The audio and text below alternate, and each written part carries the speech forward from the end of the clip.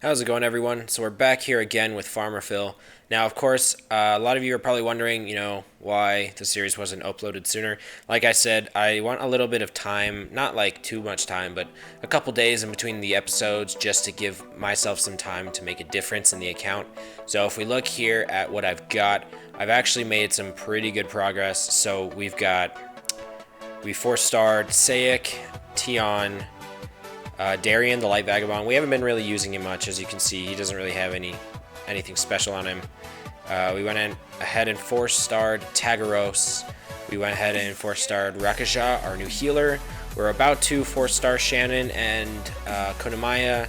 And then I think from there, once we get all of these up to 4-star, including the Warbear, Ramagos, we're actually going to start working on our first 6-star. Now, of course, I think I need to make some other 5-stars first, but I think with what we're at, I think I want to get everyone else to 5-star. Rakija is probably our best bet at a healer right now. No one has a ton of health, and Beladion 30% HP is really nice, but only if everyone else has a good amount of HP.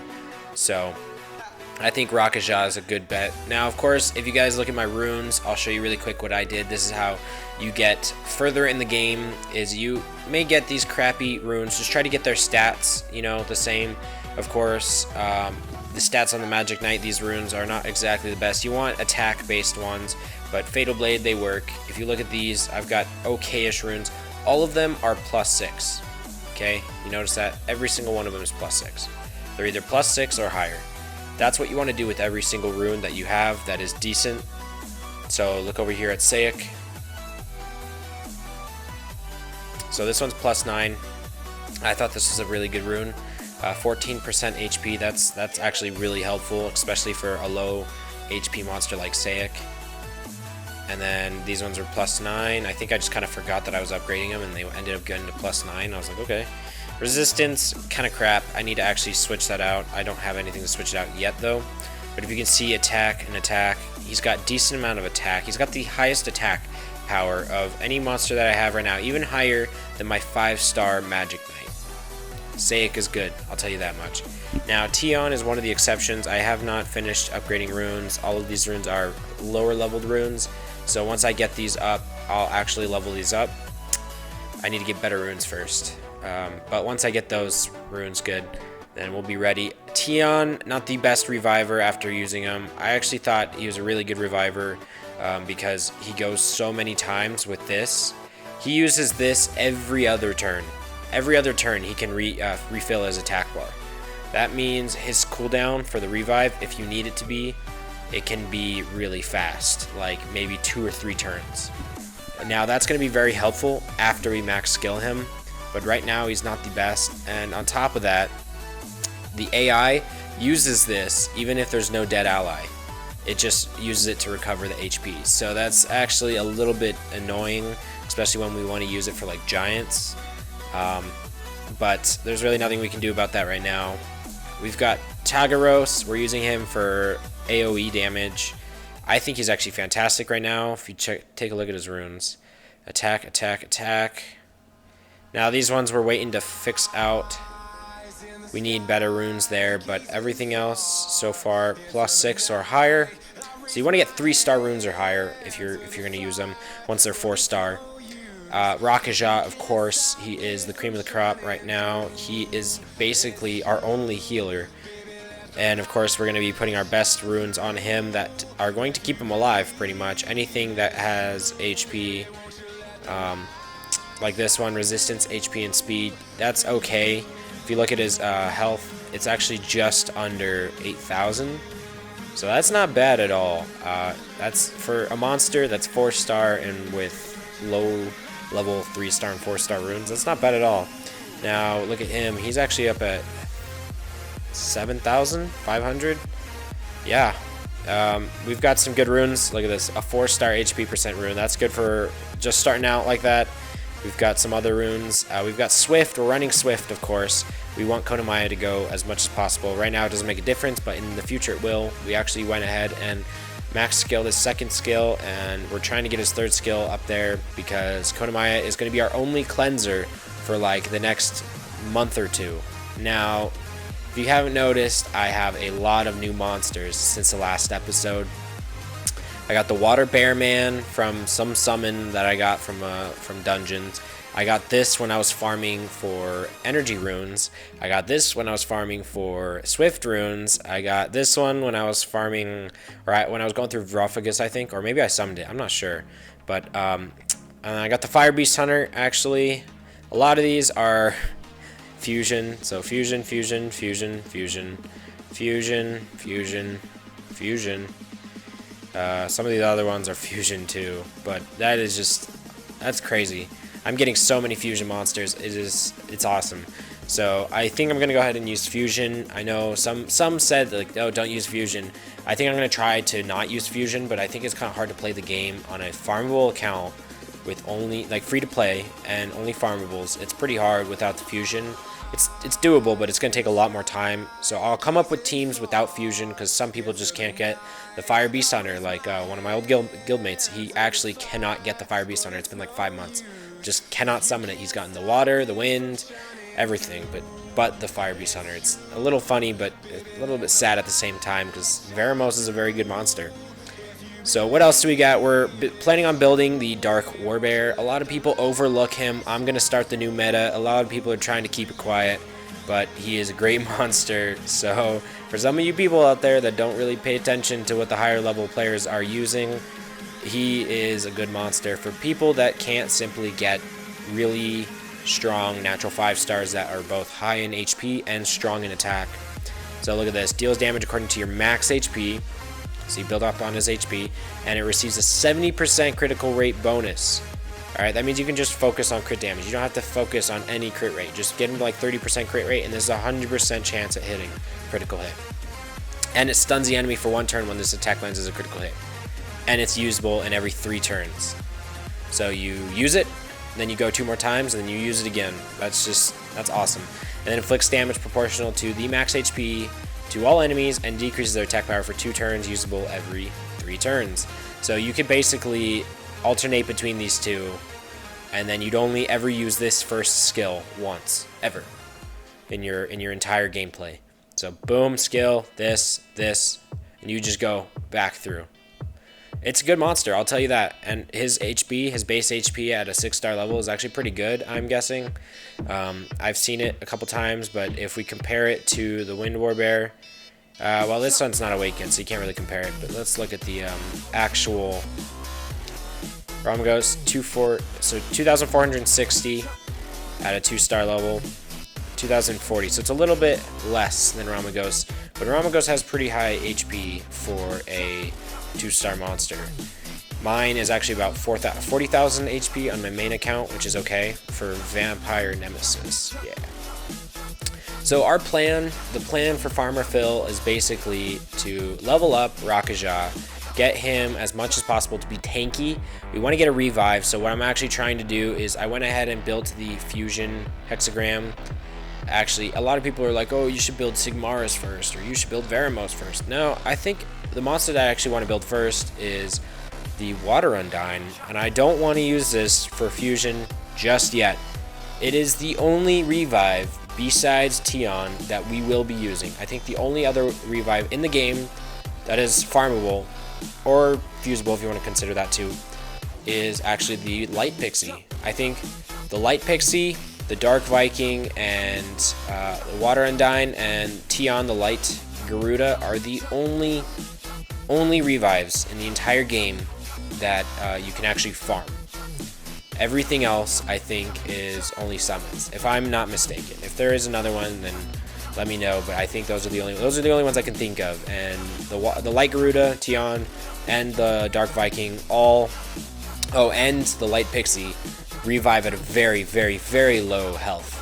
So that's not what we want. We want something that can revive with a good amount of health, which is this one, 40% HP. And if it's used on herself, it's soul protection for 3 turns. That's actually not bad at all. And she can freeze if she gets a critical hit when you upgrade her or awaken her. It upgrades the first skill. And it has a little bit of a heal right there too. I think every 3 turns that you can use it. So this is going to be our main priority. We've got 3 out of the 4 recipes for it. Now, basically, since I'm only using farmable monsters, we want consistency over speed. So we're going to have a Revive, the Water Undying. We're going to have the Wind Yeti. We're going to get him up pretty tanky, around, I'd say 15,000 HP is what we want. Of course, we're going to have to 5-star him if we want to reach that kind of level of HP. We're going to want some kind of buff like Shannon. We're going to build Shannon. And we're going to want some other monsters, like maybe run a double Revive. And Konamaya, of course, to remove buffs. And maybe Darien to decrease the damage dealt. Now, this is because if we can build a tanky, sustainable team that will literally just out-tank everything, then Giants B4, Giants B5, all of those floors will be a cakewalk. You don't have to worry about nuking him down and doing a ton of damage on him. You can just out-survive him and just do a little bit of damage. Now, of course, it takes a lot more time, but then again, I only have about 50 energy right now on this account. So there's really not much that you can use. You're focusing more on just surviving these dungeons. That is what I use, and that's how I play as I just start out as lower level. And now, of course, you can see that I've got about the same amount of crystals as I did in the last episode. Now, why is that? Because I'm not summoning. The most important thing when you start out your account is to not summon everything that you've got. You want to build up your farmable monsters. When you're starting out, I would say from level 1 to level 30, or like to 1 to 35. In between that range, focus on your monsters. Alright, not on summons, but on farmables. If you can see how far I've gotten in all of these stages, okay? I have not beaten B6 and B7 on my own. Obviously, that's from friend reps. Anyone can use friends reps. Anyone can do it, okay? The point of this account is to use monsters that anyone can get without having to summon, alright? So you don't have to summon to get a friend's rep. You can use them too. So B6 and B7, I had to have some monsters solo it. I think I just used my main account to solo those. B4, I beat on my own. B5, I think I had to revive a couple times, but I did actually do that on my own. And I think I got up to B3 or B4 on my own, and then B5 and B6 I had to use a monsters rep. Those ones are tough. I didn't even attempt Necropolis. There's no way my monsters could do it. Not at my level. Magic Hall, I can get up to B5 right now. With consistency, I can do B4, 100%, super fast. B6 and B7, I had to use friends reps. Hall of Dark, I can get up to B4 again. Right now, I'm at about stage 4 for every single one of these. Giants, I can get up to stage 4. Hall of Magic, stage 4. Actually, stage 5 for Hall of Magic because it's easier. Stage 4 for the Hall of Darkness, and then I think stage 4 for the rest of them, the exception being the Wind Hall, where I can actually get up to stage 5. So I think a lot of people are making this a lot bigger of a deal than it really is. The whole point of starting out with a low-level account is to show you guys it's seriously, it only has to deal with the choices you make, especially at this low of a level, because the choices you make at this low really determines how well you'll do in the long run and how long it's going to take you to get, to certain places in the game. So of course, I'm at a very beginner level account. This is a beginner level. I'm not going to argue it. Even when I reach level 40, I will still be a beginner level. I would say mid-game is when you just first beat Trial of Ascension, or when you're in like Conqueror 1, Conqueror 2 range. That is mid-game, and then end game, I would say you're up in the Guardian level. You can hold your own, you can do Guardian and all that stuff, and you can get up to about floor 90, 80 to 90 on Trial of Ascension hard. That would say that's about end game.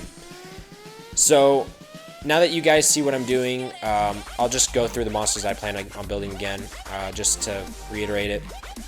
So I'm going to build all these main monsters, of course. I'm going to save the Water Grim Reaper for Trial of Ascension hard. I plan on building the Wind Warbear. I plan on building the Dark Warbear. I think he's a great monster. I plan on building Colleen Fire Harpoo for a lot of awesome buffs. The Elemental for Giants later down the road. And then I'm going to be building the Dark Salamander for the Water Dungeon. So again, the main thing that you want to focus on when you're building a low-level account like this, it's mainly just rune farming. The entire game is just rune farming. Seriously, I have been rune farming more than anything. I have not even touched my crystals for summons. The only thing I've ever summoned is what's been given to me from events, or from the dungeons, or from challenges and achievements. That is all. That is absolutely the only summons I've ever done. Anything that's non-farmable, I'm actually foddering away. So, except for, of course, fusion, but like anything that I've gotten so far, so that, you know, that dark Epicyon priest that I got, foddered away. I believe I did get some other monster that I was actually pretty good. I think I got Rena at 1.2, but I foddered her away. Of course, I'm just doing farmable monsters, and I think you guys will see that a lot of these monsters are pretty underrated. A lot of these 3 stars are actually very good, and a lot of people just look past them because they just think they're crap because they're such a low level and their stars aren't as high when they start out. But if given enough time and the right runes, they can be very good monsters. And I'm actually looking at Shannon now. Shannon is actually a pretty damn good monster, and I'm planning on 6-starring her eventually. So this was kind of like a quick rundown of what I've been doing. Of course, once I get to like B7, it's going to take me probably another month or so to get there. I will go through what I'm doing, but again, the main thing, focus more on your monsters surviving. So get some kind of revive. Tion, the monster you start with, easy monster to build up for revive. And an even easier monster to build up, the Water Undyne, who is a great monster in my opinion. Easy revive to get, definitely use it, and focus on survivability. So the core monsters that you should definitely be building is Konamaya, some kind of healer, Belladon, Rakaja, Chasun, doesn't matter what, some kind of healer, and a revive monster. Right now I'm using Tion, but I'm going to be getting some other kind of revive monster. And of course, you're going to want some kind of buff. I'm using Shannon. You don't need to use Shannon, but it is farmable, it's easy to get, and it is a great monster. It'll slow them down, and it'll buff your team. Don't forget to bring some kind of tanky damage dealer, otherwise you will really not get anywhere, and eventually you might die if they do enough damage and your monsters get stunned. So for this case, I will be building up the Dark Warbear to do my damage for me.